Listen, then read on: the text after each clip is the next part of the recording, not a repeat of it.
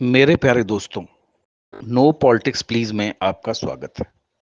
दोस्तों, जिस तरह से हमारे देश में जातिगत जनगणना की मांग चारों तरफ से उठ रही है और विशेषकर विपक्षी दल इस जातिगत जनगणना के पीछे लगा हुआ है और इसका मूलतः उद्देश्य सिर्फ हिंदुओं को विभिन्न विभिन्न जातियों और वर्गों में डिवाइड करना है, ताकि हिंदू अपने ही लोगों से आपस में लड़ता रहे और एक दूसरे के विरुद्ध खड़ा हो जाए। और दोस्तों, ये पहला मौका नहीं है। इससे पहले भी कई बार हिंदुओं को हिंदुओं से लड़ाने, जातियों और वर्गों में विभाजित करने के कुत्सित प्रयास हुए हैं।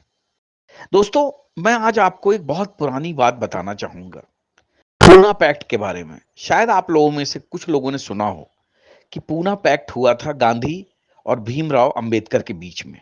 ये पूना पैक्ट क्या था, क्यों हुआ था, इसके पीछे के कारण क्या थे? चलिए आज मैं आपको एक विस्तृत व्याख्या के तहत अपने इस चैनल के माध्यम से बताता हूं। हुआ यूं कि अंग्रेजों ने भारत की संवैधानिक समस्या का समाधान करने के लिए कुल 3 गोलमेज सम्मेलनों का आयोजन किया था। लेकिन इन गोलमेज सम्मेलनों का कोई प्रभावी परिणाम सामने नहीं आया।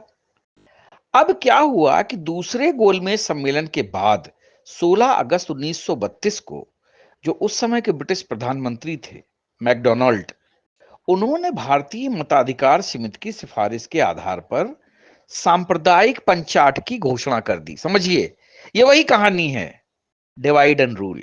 अब क्या हुआ कि सांप्रदायिक पंचाट के माध्यम से अंग्रेजों ने भारत के सांप्रदायिक सौहार्द को बिगाड़ने की कोशिश की।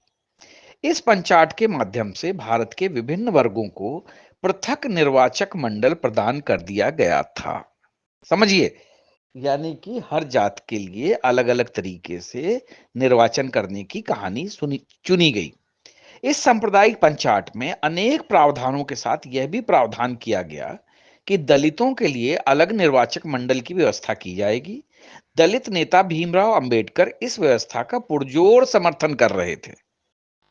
समझिए, अंबेडकर के प्रयास से सांप्रदायिक पंचाट में यह प्रावधान किया गया कि दलितों को हिंदुओं से अलग एक अन्य वर्ग माना जाना चाहिए।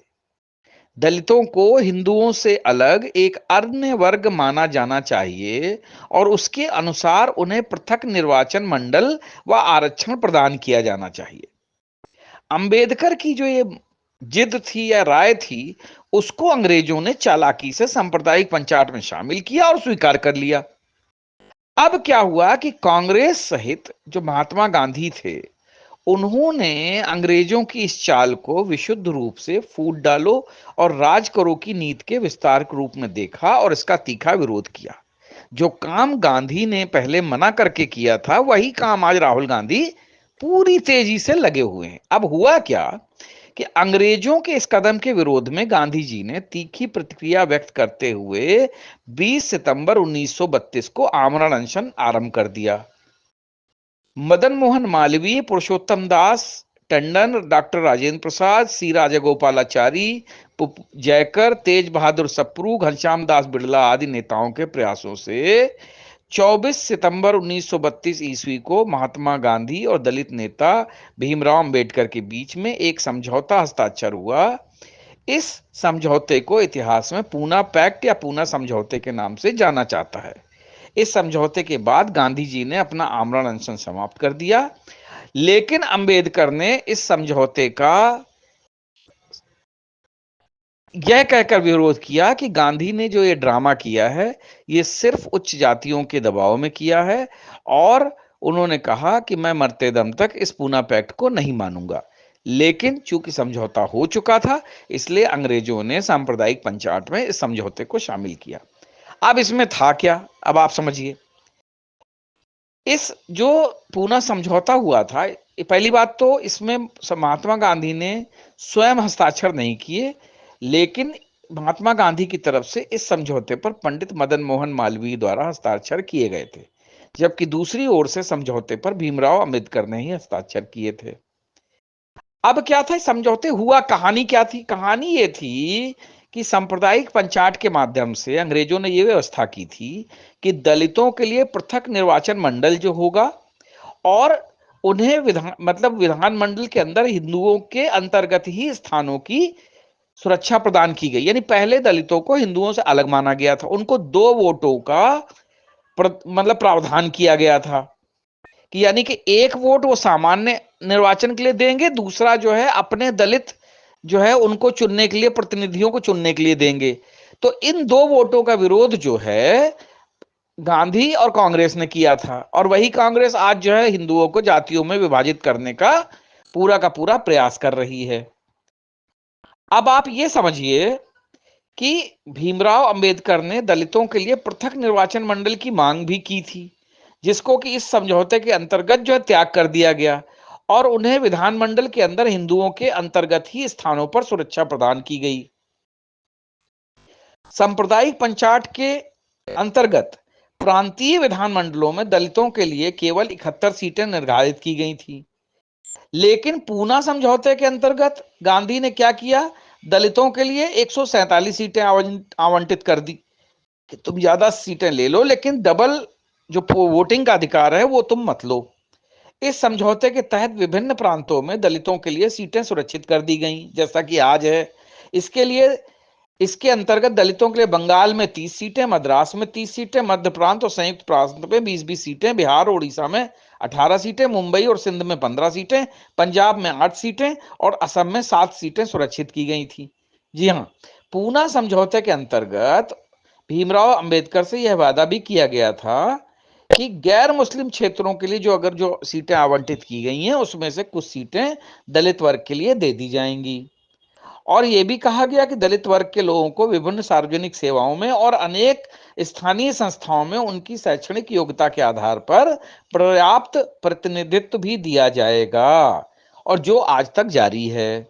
इस समझौते के तहत केंद्रीय विधानमंडल में दलित वर्ग के लोगों का प्रतिनिधित्व सुनिश्चित करने के लिए संयुक्त निर्वाचन की व्यवस्था को अपनाया गया था। जैसे आज सीटें जो रिजर्व रहती हैं, आप देख रहे हो, ये पूना पैक्ट में भी था। अब केंद्रीय विधानमंडल के संदर्भ में इस समझौते के अंतर्गत यह भी स्वीकार कर लिया गया था कि ब्रिटिश भारत के संदर्भ में सामान्य निर्वाचक वर्ग के लिए निर्धारित की गई कुल सीटों का 18% हिस्सा दलित वर्गों के लोगों के लिए आरक्षित रहेगा। देखिए, आरक्षण की व्यवस्था समझ लीजिए, ये यहां से चालू हुई थी। अब क्या है कि भीमराव अंबेडकर ने समझौते के तहत दलित वर्ग के लोगों के लिए संयुक्त निर्वाचन के प्रावधान को स्वीकार कर लिया था। इसके अलावा भारतीय राष्ट्रीय कांग्रेस ने भी इस बात पर सहमति व्यक्त की थी कि दलित वर्ग के लोगों को प्रशासनिक सेवाओं में भी उचित प्रतिनिधित्व प्रदान किया जाएगा, जो आज तक जारी है। और यह भी निर्धारित किया गया था कि वंचित वर्गों के लिए प्रांतीय और केंद्रीय विधानमंडलों में मताधिकार का निर्धारण भारतीय मताधिकार समिति यानी कि लोथियन समिति जो थी उसी की सिफारिश के आधार पर किया जाएगा। और किसी भी व्यक्ति को स्थानीय निकाय के किसी भी चुनाव में हिस्सा लेने या किसी लोक सेवा में नियुक्त होने से सिर्फ इस आधार पर अयोग्य नहीं ठहराया जा सकेगा कि वह व्यक्ति दलित वर्ग से संबंधित है।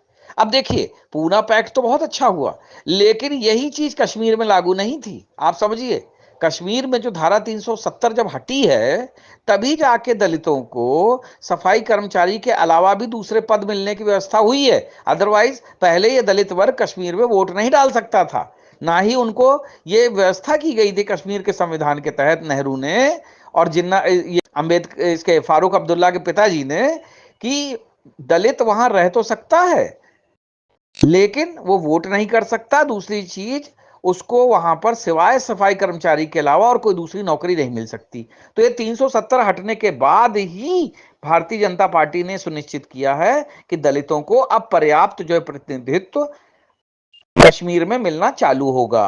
अभी देखिए, अभी कांग्रेस की वजह से ही, चाहे वो जामिया मिलिया इस्लामिया हो, चाहे अलीगढ़ मुस्लिम यूनिवर्सिटी हो, यहां पर दलितों का कोई कोटा नहीं है, बाकी सब जगह है। जबकि दोनों जो हैं विश्वविद्यालय हैं भारत सरकार की फंडिंग से ही चल रहे हैं, लेकिन चूंकि ये मुस्लिम नाम से चल रहे हैं और मुस्लिमों के अंतर्गत आते हैं मैनेजमेंट में, तो उन्होंने दलितों को कोई भी इसमें कोटा नहीं मिल रहा है। तो अभी सोचने वाली बात है कि आज भी भारत में इस तरीके से कांग्रेस की वजह से ये सारा ऊंच नीच और छुआछूत चल रही है, लेकिन फिर भी जो दलितों के जो हितैषी हैं वो इस बात को मानने के लिए तैयार नहीं है। अब देखिए, अगर ये पूना समझौता नहीं होता तो ये मान के चलिए कि दलित हिंदू समाज से कट गए होते, जो कि आज भी राहुल गांधी कोशिश कर रहे हैं ताकि जातिगत जनगणना हो और जिसकी जितनी भागीदारी उसकी हिस्सेदारी के नाम पे सबको अलग अलग कर दिया जाए।